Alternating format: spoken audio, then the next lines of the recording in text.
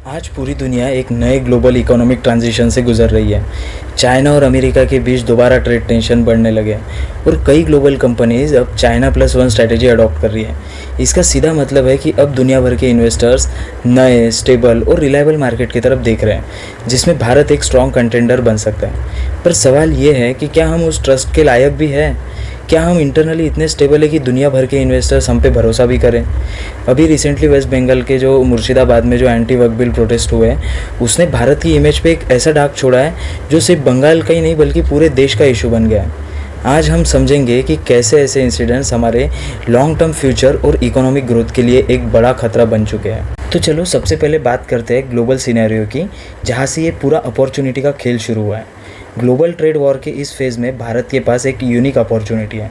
China के against लग रहे नए टेरिफ्स और ग्लोबल इंस्टेबिलिटी के बीच दुनिया भर की मैन्युफैक्चरिंग कंपनीज नए बेस ढूंढ रही है। इंडिया के पास वो सब कुछ है, जैसे मैन पावर, एक बड़ा मार्केट और सबसे मेन बात डेमोक्रेटिक गवर्नेंस।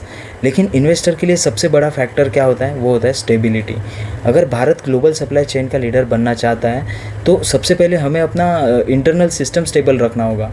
इन्वेस्टर देखते हैं कि ग्राउंड लेवल पे लॉ एंड ऑर्डर कैसा है, पॉलिटिकल विल कितनी स्ट्रांग है और लोकल पॉपुलेशन कितनी डिसिप्लिन्ड है। अगर किसी स्टेट में इंफ्रास्ट्रक्चर अच्छा है लेकिन हर 6 महीने में कोई कम्युनल या पॉलिटिकल प्रोटेस्ट होते हैं तो इन्वेस्टर उस जगह को रिस्की मानते हैं।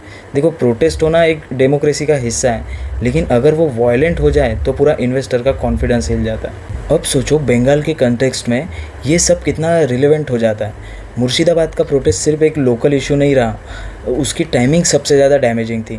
ये प्रोटेस्ट तब हुआ जब वेस्ट बंगाल ने अभी अभी ग्लोबल बिजनेस समिट होस्ट किया था, जिसमें 4.5 लाख करोड़ के इन्वेस्टमेंट प्रपोजल आए थे और इन्वेस्टर्स ने बंगाल को एक पोटेंशियल बिजनेस डेस्टिनेशन के रूप में भी देखा था। लेकिन कुछ ही दिन में देखते तो क्या प्रोटेस्ट, ट्रेनें रोक दी गई, पत्थरबाजी होने लगी, इंटरनेट शटडाउन की हेडलाइंस ने पूरा नैरेटिव पलट दिया। क्या इन्वेस्टर का ट्रस्ट वैसा ही बना रहेगा जैसा पहले था? शायद नहीं। एक फॉरेन इन्वेस्टर इस सिचुएशन को कैसे देखेगा ज़रा सोचिए। एक फॉरेन इन्वेस्टर की सोच को समझना बहुत ज़रूरी है। वो सिर्फ एक बिज़नेस प्रेजेंटेशन नहीं देखते, वो ग्राउंड रियलिटी भी एनालाइज करते हैं। अगर वो देखते हैं कि एक जगह बार बार इंटरनेट शटडाउन हो रहा है, प्रोटेस्ट अनकंट्रोलेबल हो रहे हैं और पुलिस सिस्टम हेल्पलेस हो जाता है, तो वो सीधा अपना प्लान रीथिंक करने लगते हैं। वो क्यों भारत के बारे में सोचेंगे? वो वियतनाम, इंडोनेशिया या और भी कोई आसियान कंट्रीज़ जैसे अल्टरनेटिव पे फोकस करते हैं, जहाँ उनको कंपेरेटिवली स्टेबिलिटी भी ज़्यादा दिखती है। और यहाँ एक और सीरियस कंसर्न उठता है, वो है इलीगल इमिग्रेशन का। इलीगल इमिग्रेशन और बॉर्डर रीजन्स पे प्रोटेस्ट होना नेशनल सिक्योरिटी के लिए भी थ्रेट बन जाता है। मुर्शिदाबाद बॉर्डर डिस्ट्रिक्ट है जहां इलीगल इमिग्रेशन ऑलरेडी एक सेंसिटिव इशू है। जब ऐसे रीजन्स में वायलेंट प्रोटेस्ट होते हैं तो सिर्फ इकोनॉमिक नहीं बल्कि स्ट्रैटेजिक रिस्क भी क्रिएट हो जाती है और ये फैक्टर्स ग्लोबल इन्वेस्टर्स के लॉन्ग टर्म प्लान्स को अफेक्ट भी कर सकते हैं। और ग्लोबल मीडिया भारत को एक यूनिफाइड एंटिटी के रूप में देखता है। अगर वायलेंस बंगाल में होता है ना तो वर्ल्ड मीडिया में हेडलाइंस छपती है, रॉयट्स इन इंडिया। मतलब समझ रहे हो आप, रॉयट्स इन इंडिया। ये इमेज भारत के ओवरऑल ट्रस्ट फैक्टर को अफेक्ट करती है। देखो, भारत ना चाइना का अल्टरनेटिव तब बनेगा जब हर स्टेट एक स्ट्रॉन्ग, स्टेबल और लॉ अबाइडिंग स्ट्रक्चर दिखाए, वरना पूरा देश की क्रेडिबिलिटी डाउट में आ जाती है। अब ये सब सुन के लगता है ना कि हमने कितना कुछ खोया होगा और हमें पता भी नहीं चला।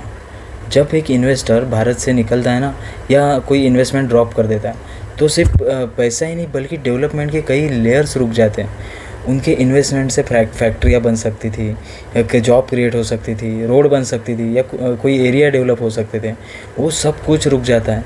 इकोनॉमिक ग्रोथ का मल्टीप्लायर इफेक्ट ख़त्म हो जाता है। लॉन्ग टर्म में ऐसे छोटी छोटी डिस्ट्रप्शंस के इम्पैक्ट लॉन्ग टर्म में बहुत बड़ा हो सकता है। और ये सब तब होता है जब पॉलिटिक्स ना नेशनल इंटरेस्ट से ज़्यादा इंपॉर्टेंस ले लेती है। पॉलिटिक्स और नेशनल इंटरेस्ट में फ़र्क समझना ज़रूरी है। हर स्टेट को ये समझना होगा कि अगर वोट बैंक के लिए गवर्नेंस कॉम्प्रोमाइज़ होगा तो ग्लोबल इन्वेस्टर का भरोसा नहीं रहेगा। गवर्नेंस का मतलब होता है timely action, strict law enforcement और प्रोटेस्ट मैनेजमेंट। अगर ये बेसिक चीज़ें हम नहीं कर पाए तो वर्ल्ड हमसे ऑब्वियसली दूर होगा ही। तो भारत के लिए क्या सीख है यहाँ से? भारत के लिए ये एक बड़ा लेसन है। लॉ एंड ऑर्डर को हम ऑप्शनल नहीं बना सकते। देखो, प्रोटेस्ट करना ना आपका कॉन्स्टिट्यूशनल राइट है, लेकिन वायलेंस उसका अब्यूज़ है। पर अगर भारत को ग्लोबल बिजनेस पावर बनना है तो हर स्टेट को अपने लॉ एंड ऑर्डर सिस्टम पे ज़ीरो टॉलरेंस पॉलिसी अडॉप्ट करनी पड़ेगी। और ना ये सिर्फ एक इकोनॉमिक नीड नहीं है, ये एक नेशनल प्रेस्टीज का भी इशू है।